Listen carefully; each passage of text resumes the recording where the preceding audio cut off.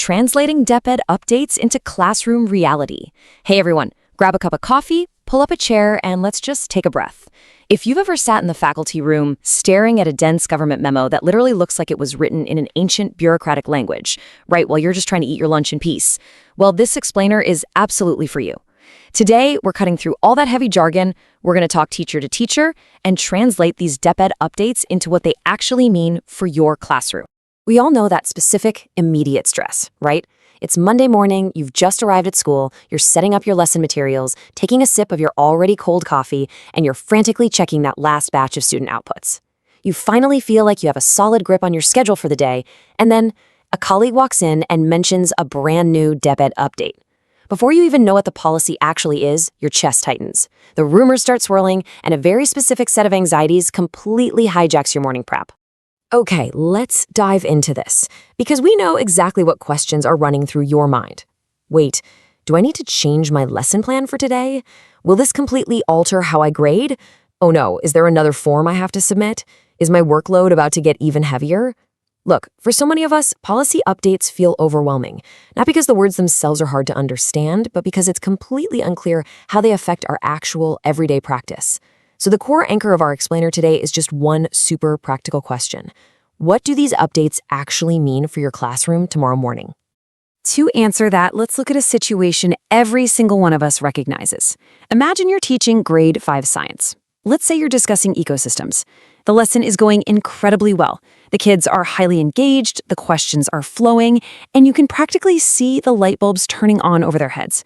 They are finally grasping a really difficult concept. But then, you check the clock, you check the curriculum guide, and you realize there's another competency you absolutely must cover today, and another one tomorrow.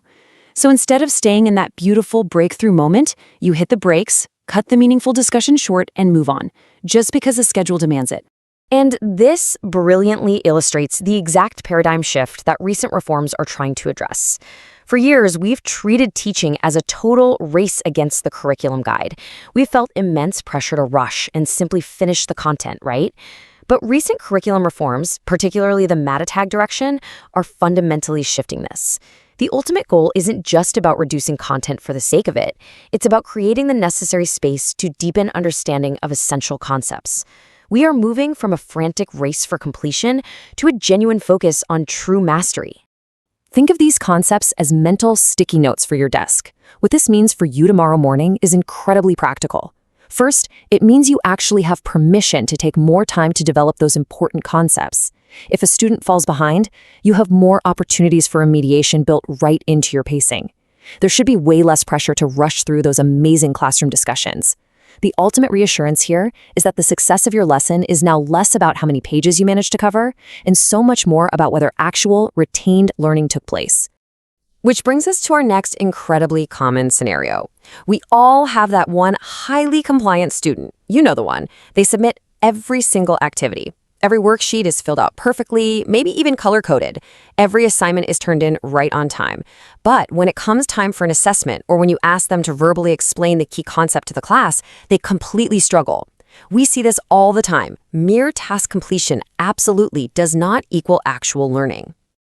Now, what's really interesting about this shift is how DepEd is changing the philosophy of why we test our students in the first place. Historically, we've often used assessment as a tool for compliance, right? Just checking boxes to prove the student did the work. But the emphasis is now strongly shifting toward assessment as evidence of learning and growth.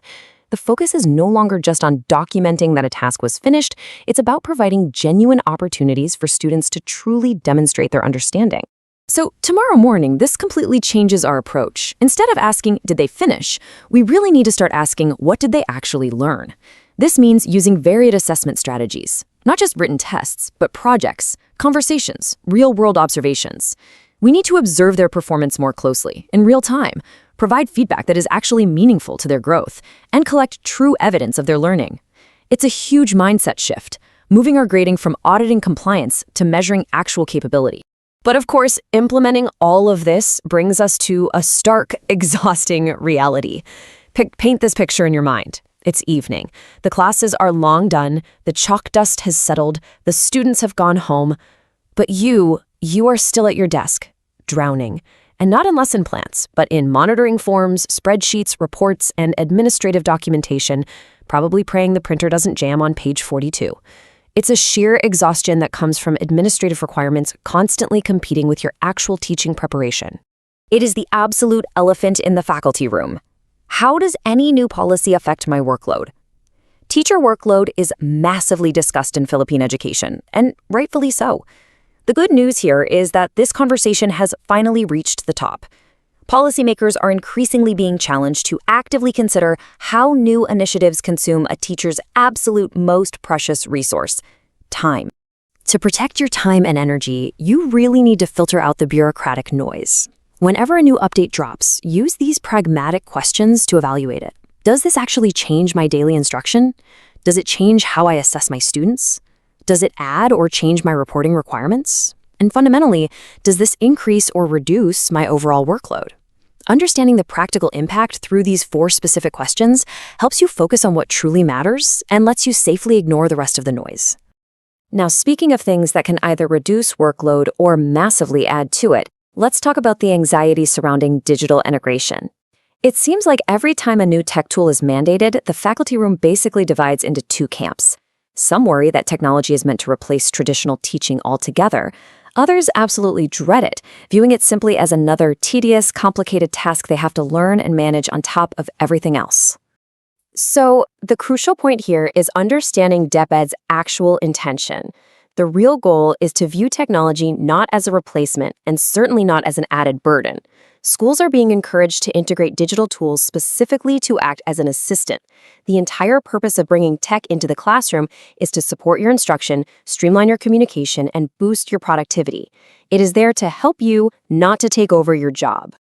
We really need to reframe this whole technology anxiety by asking the only question that actually matters: will this make my teaching easier and my students' learning better? Tomorrow, effective tech use should look like this: organizing your resources more efficiently so you aren't hunting for files, improving communication with parents and students, preparing your lessons much faster, and monitoring student progress with tools that literally do the heavy lifting for you. Look, if a tool doesn't serve these purposes, it's just not being used as intended. So looking at all of this, how does it build our final philosophy as educators? We've talked about curriculum pacing, assessment, workload, and technology. But we all know policies will constantly evolve. So where should we start the very next time a new DepEd memo, mandate, or reform appears in our inbox? Let's move to that and see how this builds our perspective. The answer is simple. We don't start with the document. We start with the classroom. Students don't experience policies. They experience teaching. Let that sink in for a second. The true value of any educational update is never found in the text of the memo itself. It is only ever found in how you, the educator, use it to create a better environment for the kids sitting right in front of you. Curricula will undoubtedly change. Assessment systems will be overhauled and improved over and over again. Technology will advance at lightning speed, but the heart of education remains beautifully unchanged. It is simply a teacher helping a student learn. The most successful educators out there don't spend their time memorizing the exact phrasing of government memos. Instead, they master the art of translating those policies into meaningful, everyday, on-the-ground practice. Which brings us to our final thought for this explainer. You have the power to filter out the jargon and focus purely on the impact. So as you pack up your bag today and look toward your next class, I want to leave you with this. How will you translate these updates into a noticeably better learning experience for your students tomorrow morning? Thank you so much for exploring